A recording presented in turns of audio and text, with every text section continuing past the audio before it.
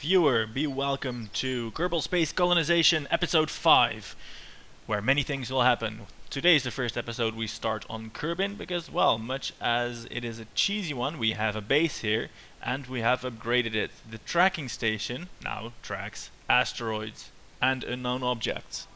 Those are probably the same things. Look at that, many question marks here. The upgrade has been completed. As compared to the last episode, what I did, there is now a, where's my alarm clock, a dual diver under construction. This is the same as the Sun Diver Mark II, which is currently en route to the fiery corona of the Sun.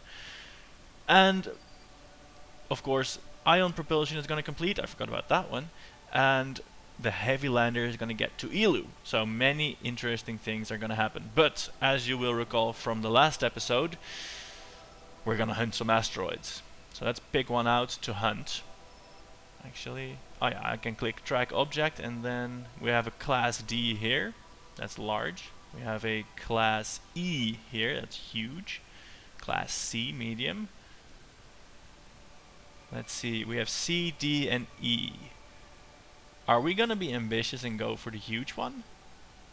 Or are we going to go for the close one? Because this one is rather close. The D will suffice. That's large and it's relatively close. Let's track it. Hey, we're getting an orbit. Let's see. Is this actually going to impact?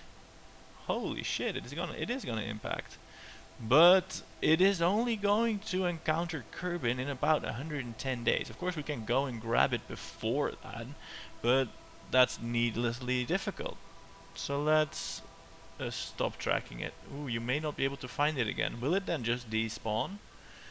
Right, we'll keep tracking it for now. Actually, where is it? Is it this one? No. Is it gone already?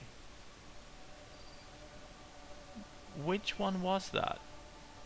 The medium one doesn't appear to be large enough. Was it? Oh, blimey. I appear to have already lost an asteroid. Alright, let's a medium one a little bit farther out. Let's track that.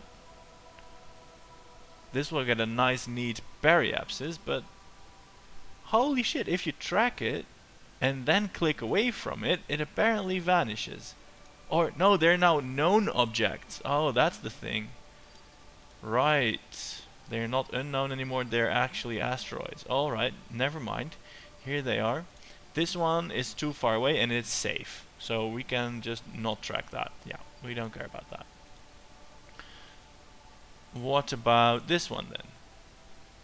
C, we don't care about C's. We want D or E, large ones. Here's the huge one, another huge one. Let's track that. That's actually getting here a little bit faster with a nice close periapsis. Actually, a close periapsis probably isn't so nice. We want to catch it in the outer system. Then again, this one is a prime candidate for an asteroid deflection mission because this is getting close to the planet, and of course you want to protect the planet. But then again, we are mostly interested in grabbing a space rock to mine. So let's see, is there anything that gets a little bit faster into the direction of Kerbin? Track this one. This is nicely in the outer system, probably won't be that fast. It's a, what was it, a class C. Well, I think this is the stuff we're gonna have to work with. Screw the unknown objects, we need the known objects. The huge one is getting here in 96 days. This is the class D one, which is gonna get here in 115 days and will then pass at 16,000 kilometers past Kerbin. We can go and grab that. I think 16,000. That's fairly close actually. We're gonna go and try and grab this one. Now to ask the most important question: can we add an alarm? Yeah, we can for the vessel, the asteroid. And this is of course the problem, that asteroids are vessels and thus may not be very mineable. Anyway, 109 days to the sphere of influence. And this puts a nice little timeline on what we're actually gonna do in the next few episodes. Can we...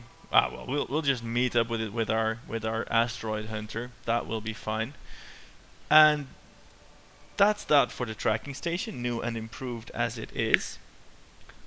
We have something else to do here in Kerbin. That's visit the R&D station. We've been sending lots of science back, and we're going to start researching two nodes. One of them is the high-powered electrics with the large solar panels, a fuel cell, and the large radiators.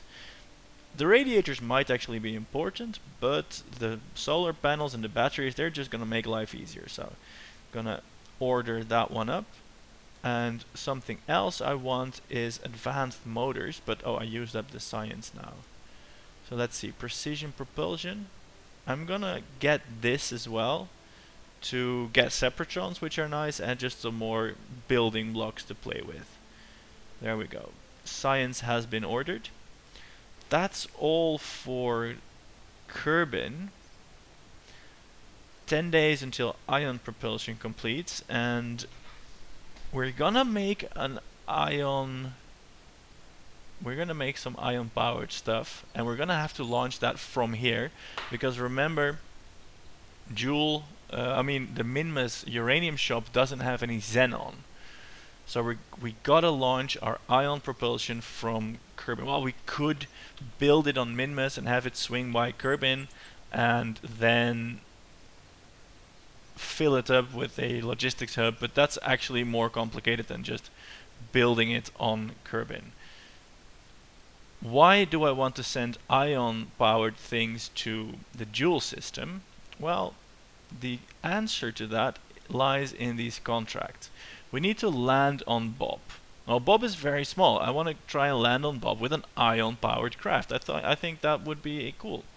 We'll have fuel cells, a little bit of fuel, ion thrust, and massive solar panels. Actually, we kind of need all these nodes for that. 146 days for this one, and 211 days for that one, plus some time for building. That actually works out. So, much as I've been saying that we would build ion powered ships as soon as this ion propulsion node finishes, that's actually not true. And we will wait for the advanced electrics. Same deal with Pol here. I think it would be cool to land on Pol using ion drives. At least we're gonna try that.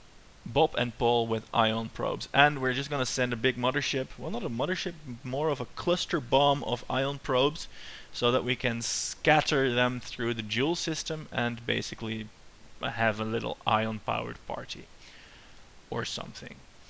This then means that this ion propulsion thing completing is now largely irrelevant. How did I get these things to appear on the alarm clock? Doesn't really matter. We gotta wait for the advanced electrics and the small chemical propulsion units, so that we can build eeny meeny tiny whiny probes. Yes, please add this. I don't know how these things get added. Oh well, maybe only the one that's closest to completion actually gets added. Just one reminder for the science building. Works for me. So the next thing up on our billet is the heavy lander getting to Eeloo. Now, before we just go ahead and time warp all the way there, I'm gonna time warp half the way there. Let's say 30 days out. Or let's say 52 days out, because apparently the system decides I can't time warp past a important R&D milestone. And we're gonna go and check on the uranium shop to see if they have... Oh god, now all these asteroids are showing up. To see if 1, they have completed their Joule diver, and 2, if they are good on supplies, and then we may actually build a resupply mission that will send them some water and some supplies. All the other stuff they're self-sufficient for, but not supplies and water. And they've used about 40 supplies in 10 days. So 10 more days would be 50 more days would be 5 times 40, 200. Then that's starting to get sort of low. So it is building rocket parts. That probably means that this thing, oh, it's actually not finished yet. Let's then warp here. This episode so far has been really boring. Let's have a rocket launch. I'm going to make a quick resupply mission at the space center, at the Kerbal Space Center, and send that off to and there we have a rocket. In game terms, it's now about 15 days later. This thing carries water and supplies, and it will send that off to Minmus. Now, to recap, because of these colony logistics hub that we have around Kerbin and around Minmus, well, the Minmus one is important for this one, these supply missions actually don't have to land or dock or get really close. All they have to do is get in like a sort of low inclination close orbit to the target, and then the drones do the rest. They do absorb a little bit of fuel doing that, but hey, since our destination transfer is a fuel mining station, that doesn't really matter. So that means that these resupply missions are fairly easy.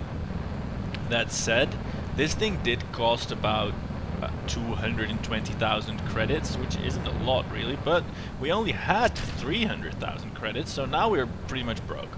So the next thing we want to do from Kerbin, we require some cash, and for that we require the uranium drop, which can be built free of course at the mining base, but it does require some uranium to actually send to Kerbin. To that end, and to have these things that are on the clock happen, we're going to be a little bit more, well, I'm going to be a little bit more easygoing with the time warp. So what we're going to do is we're going to send this to Minmus. Most of that will happen off screen because sending stuff to Minmus is boring. And then we'll set up the Minmus base for some R&R. That is supply producing, water drinking, not building rockets 24/7. That's the key thing to relaxing. And then we're going to do these things. We're going to get the heavy lander to Eeloo. And the heavy lander, oh my god, I had a sneak peek. You're gonna laugh once we get to it, because, well, chances are you haven't seen it. This is a relic from like 20 or even 30 episodes ago. It's been in transit for years and years, and compared to the hardware we have now, well, it's not state of the art. Afterwards, we're gonna do something very exciting. We're gonna play with the Sundiver Mark II, see if that incinerates, see if that can scrounge together some juicy fusion fuel. And, well, it will be an adventure probably. And look at that, the precision propulsion node did appear on the alarm clock. I really think there's just one science development that can be on here or something. Alright, let's separate this rocket now. Blazoom, that works out fine. By the way, Coryzilla pointed out, one of my viewers, that it's better to have the decouplers on top of the stack rather than at the bottom, and he's oh so correct. This was a joyous, pain-free decoupling party. Right, so now all that remains is to actually burn this spindly noodle into orbit, and I call it that because it's quite wobbly. Deploy the solar panels, of course, for some power on the way to Minmus. And, well, in case you hadn't figured it out, this is a big water tank and this is a big supply tank. Stuff so our Kerbals can live. Did I only put one solar panel? No, I put 2.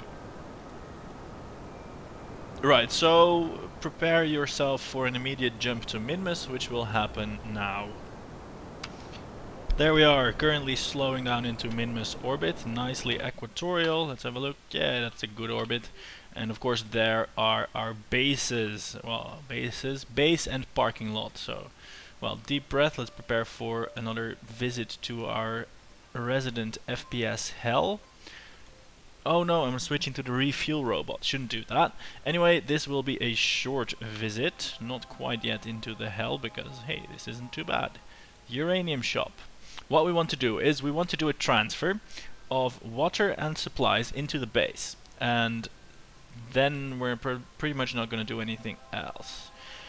Interesting thing I noticed, in the background, it does produce on the extraplanetary launch pad until the rocket parts are completed. Then in the background it makes more rocket parts, but doesn't use these new background created rocket parts in the background construction. For that you need to visit. So for the longer builds that require exhausting this quite meager supply of rocket parts multiple times, kind of want to focus the base and then time warp. Doesn't matter though, everything else is doing fine. We've got 250 uranium, we've got 6,000 machineries, we've got 700 supplies. That is diminishing, but that's why we've got this resupply, and everything else is maxed out. Really, really good. Unfortunately it is night. Let's try and find the logistics hub. I could warp, but I've taken a very slow path to Minmus, and it is now about 13 days until Eeloo day. So I don't want to warp too. Who am I kidding? I want to warp more. Come on, give it time warp. I want to do this in the daytime. What I was gonna say is I need to wait another day at least for the. Why is the time warp reducing to 0 now? I cannot imagine a reason for that.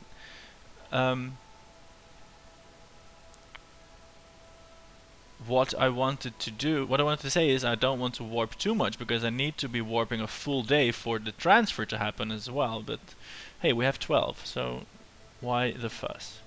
Right, colony logistics. We are gonna transfer from the waterlogged, here we are, to the uranium shop. We're gonna transfer water, set.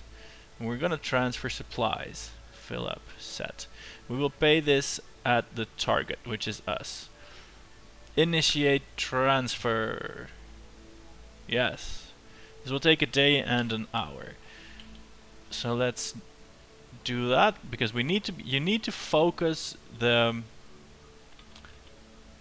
You need to have focus on the vessel that's receiving the stuff, because otherwise it doesn't work. Anyway, we have full supplies. We have full water, and I think that means we can generate supplies on our own now. Let's do the time warp forwards a bit. No, we're still using supplies very, very slowly. But let's see, are we now making organics? We have substrate, we have water, we have organics. We should be able to make supplies, but we're still using them up. We're also not using up the water. Let's see if we can fix that so that we are actually using up the water. Water is here. Organics are not here. Are we making them here perchance? Stop greenhouse. Start research. Review data. Well, let's just transmit that then. That's a side note. Let's see, we are not producing any organics. What do we need to do to process organics? We have a pioneer module here. This has a greenhouse. Greenhouse, 22% load. This is actually making stuff. What is this making? Research, no scientist. That's why it didn't work. Alright. So the base isn't quite perfect yet. It doesn't make everything we need. Well, it does have enough power. That's good. Let's see, can we increase the efficiency of the uranium breeder maybe a little bit more? Breeder, 0.03% load. Centrifuge, 17.5% load. Productivity 0. Is there someone in here? We're gonna have to send more engineers over. After this first shipment of uranium, we'll have money to hire engineers, and then all the engineers are gonna come here. I think that's a good plan. Anyway, and this organics business, I don't really know why that's not working. We have substrate, we have water, that should turn into organics. Maybe it's just not maybe we're just not patient enough. Let's do a little bit more time warping. 10,000 times. Substrate, organics. I lost it. Hey, we have organics. Somehow. But we had them already, didn't we? Supplies. Oh well. Let's go play at Eeloo. There's nothing against occasionally resupplying our supplies either. So here we have the heavy lander. Look at that. It has a LVT-45 swivel engine, very ancient technology, a little bit of fuel remaining. Some tiny fuel tanks because we didn't have the other ones. Oh, isn't that cute? And a small lander engine here. And ancient solar panels, which I hope will be up to the task of providing us with electric for the descent. We're not doing this for any contracts, we're doing this because we want to. I want to see the resources. Electric charge, that is not doing too well. This is 10 more days. Let's see if we can time warp and what will happen to the electric if we time warp those 10 days. It is actually getting replenished by the sun, if only ever so slowly. Now, we can just keep focus here because, well, the next thing up is the sun diver, and that's not really a hard deadline, it's just when it gets close. Actually, that was like 3 days of leeway, so we're gonna have to pay a little bit of attention to that at least.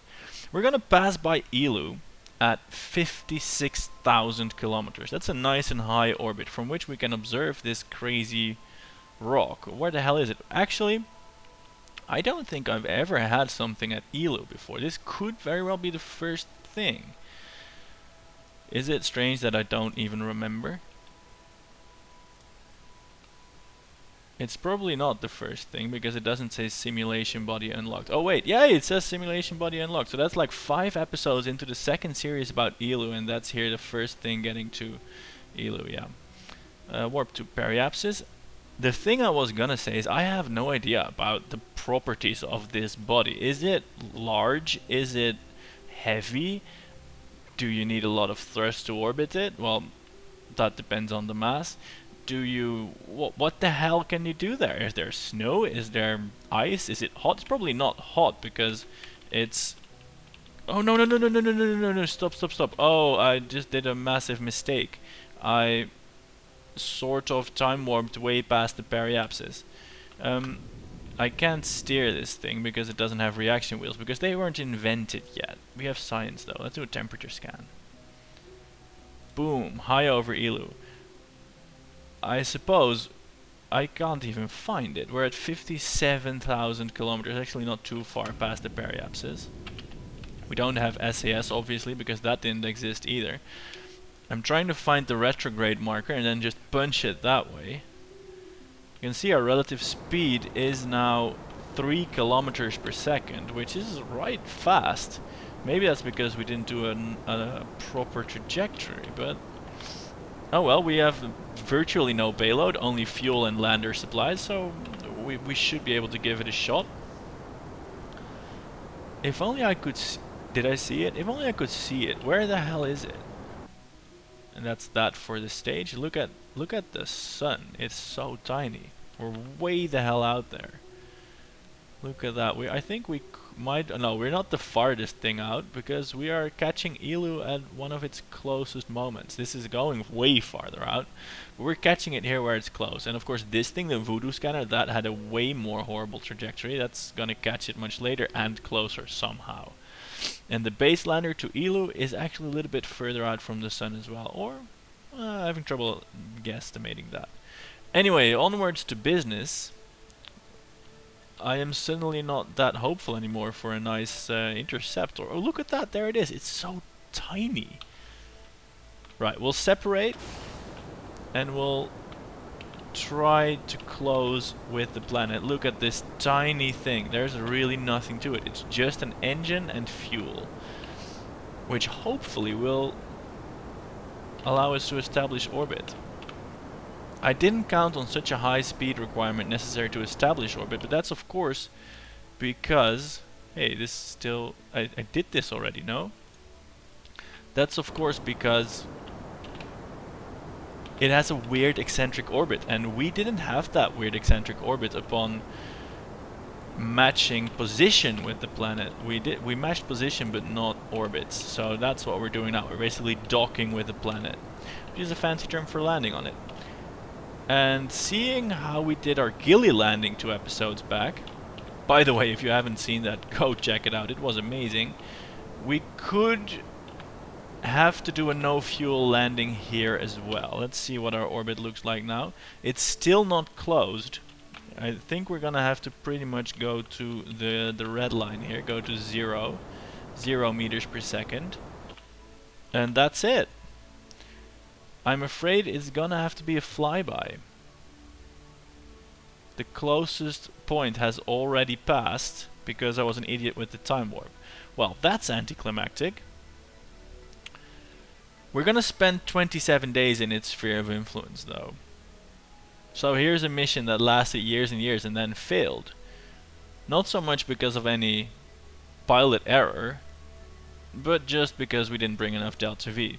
Standard reason for rockets to fail. No, here we are. Temperature scanner. Oh, we couldn't transmit that before this was open for some reason? Maybe? Or it just took so long. Anyway, let's deploy the landing legs. That's that. Fortunately, this also means we can just switch over to the sun diver. Let's see, where is this actually going now? Is this going to co-orbit with Eeloo? We didn't even see it. Yeah, it's like sort of almost gonna co-orbit. This will just stay out here for years and years, not doing anything. Goodbye, brave little probe, lost against the backdrop of the stars. But now, bada boom, let's visit the sun diver. Hold your breath, it may incinerate immediately. Please point towards the sun now. Ooh, look at that, the sun is big. And we're not even close to getting as close as we could get. Right.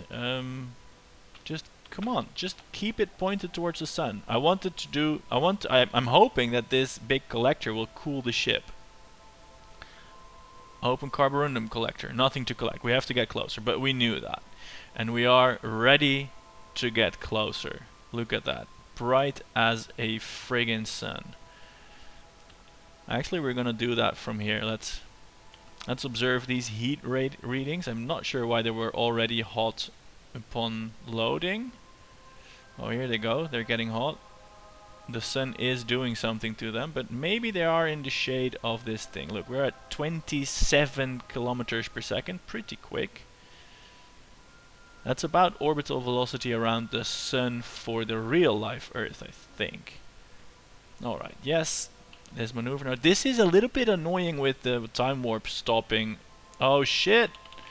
We are definitely overheating. We're only at 1 million kilometers and we're already overheating. Are we at least getting 1 million electricities from these solar panels? It is blocked by this. That does seem to work, but then it's not actually blocking the heat. So we're not getting power from this shielded... Oh, we are getting power from somewhere. Oh, it is saying direct sunlight now. This is then cooling. Energy flow, lots and lots and lots. Direct sunlight, but sometimes it says blocked. So there is a way to get shade from this. And if it's only the solar panels that are going to burn out, then maybe we need to internalize the batteries in a next iteration and get power from a fuel cell. And let's see, the carborundum collector doesn't have anything to collect. Oh, we're not going to close this thing. Let's see if we can... Ooh, things are almost gonna explode. I don't see how we can get close enough to the sun without dying. Oh, look at that.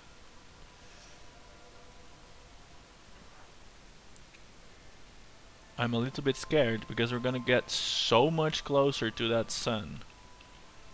Let's try a little bit of time warp. Is the shield... Something is cooling. Are our cooling fins actually working? Look, it's sort of heating and cooling to and fro. It's somewhat stable. Oh god, oh god, oh god, oh god, oh god, oh god, there's explosions. We're now at 600,000 kilometers from the sun. This cooling radiator is actually working. Our tanks are like almost exploding. If this explodes, we go. So let's see, can we collect Carborundorum here? No. How the hell close do we have to get? Let's make a nice screenshot. Oh god. Our ship is exploding due to overheating.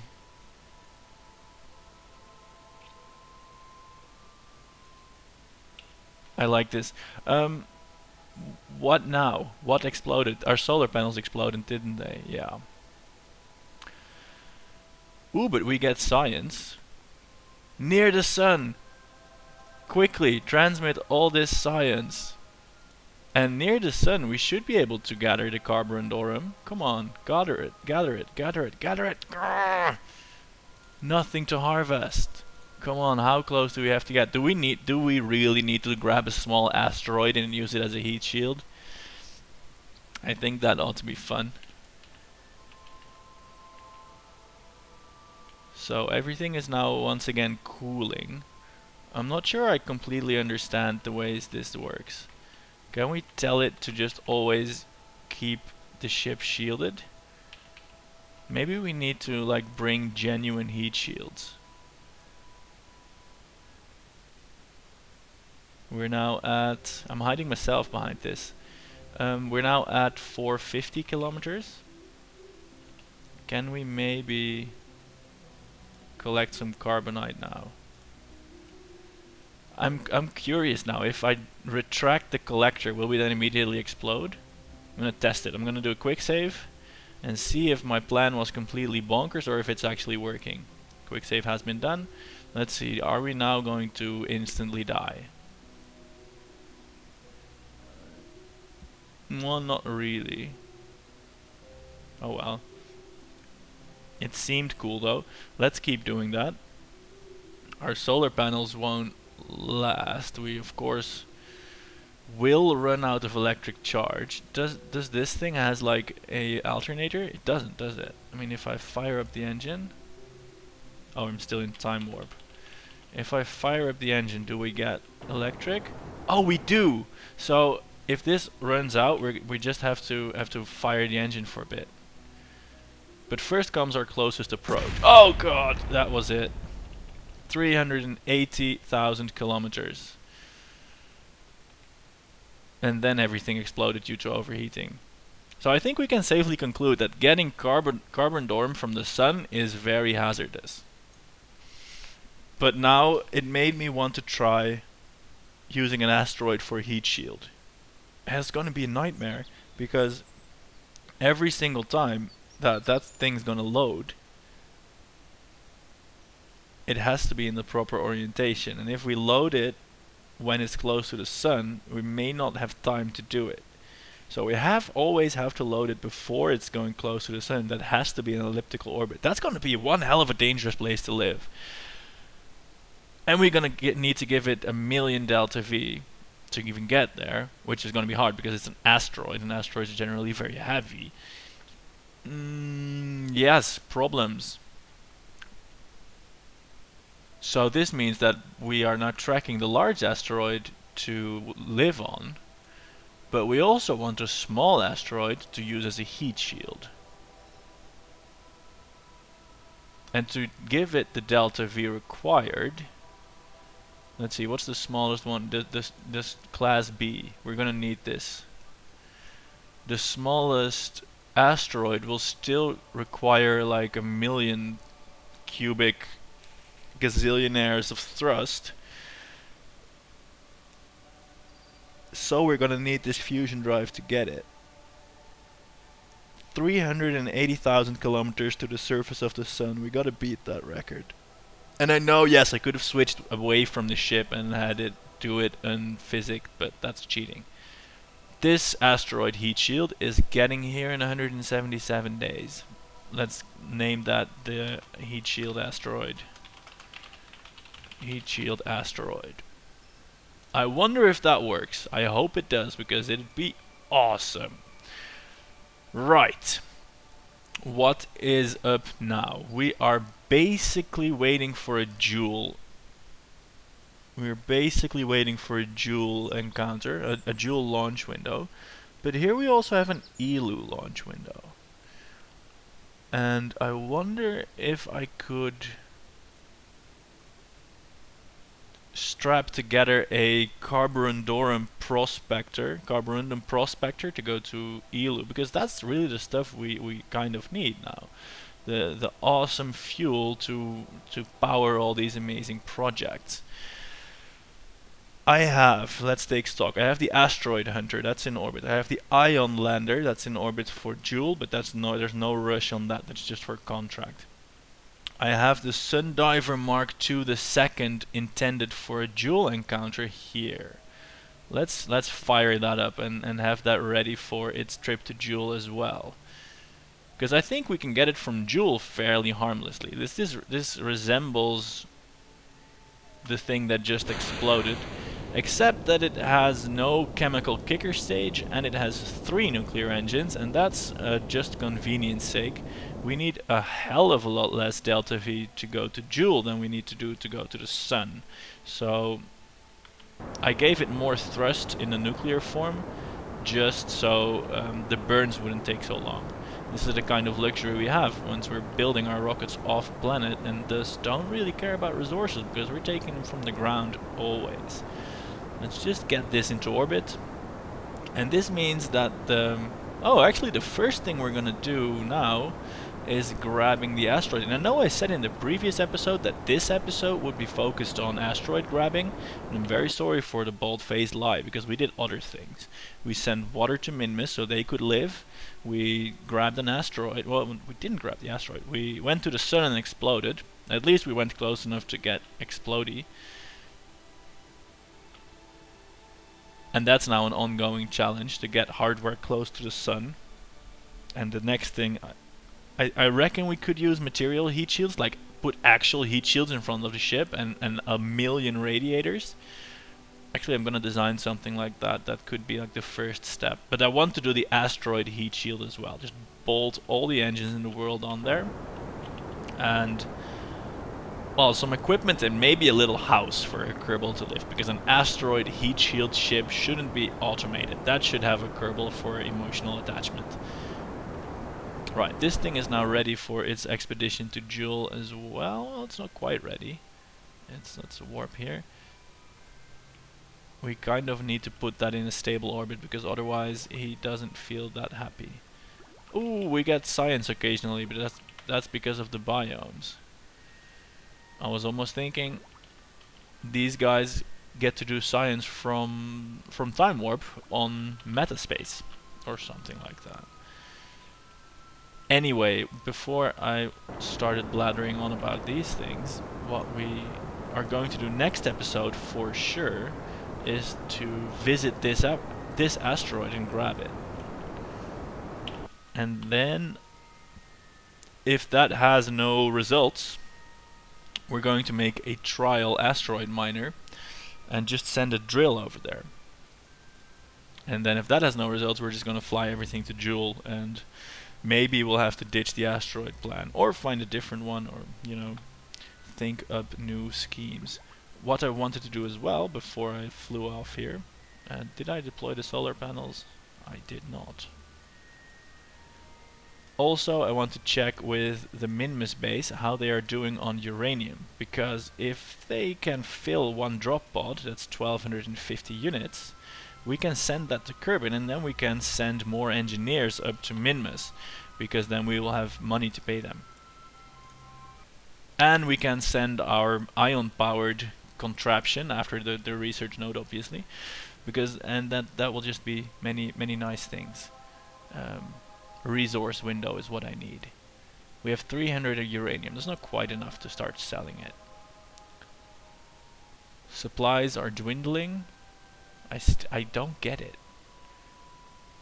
I thought we had the stuff to make more supplies. We have substrate, we have water now. The water isn't being used at all.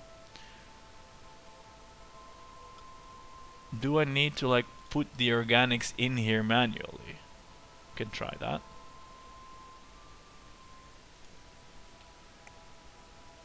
But that would be a little bit of a hassle if I have to put the organics manually.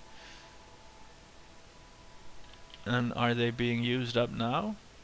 No, they're not being used up, nor are they being created. Is it because there's just no Kerbals in here? But Lamald is a Kerbal, he's in there. I don't know. We have mulch, we have substrate, we don't have minerals, but do we like really need them? I have a mineral drill as well. Come on, can I not mine minerals? A substrate is minerals with the water drill. Did that get damaged somehow? Where's my water drill? Mineral drill. I need that. I'm just not drilling for minerals. Maybe that's the problem. Maybe now I can maybe do something. This mineral drill is drilling, or that's the same one that I just activated. Is there a mineral drill on this side?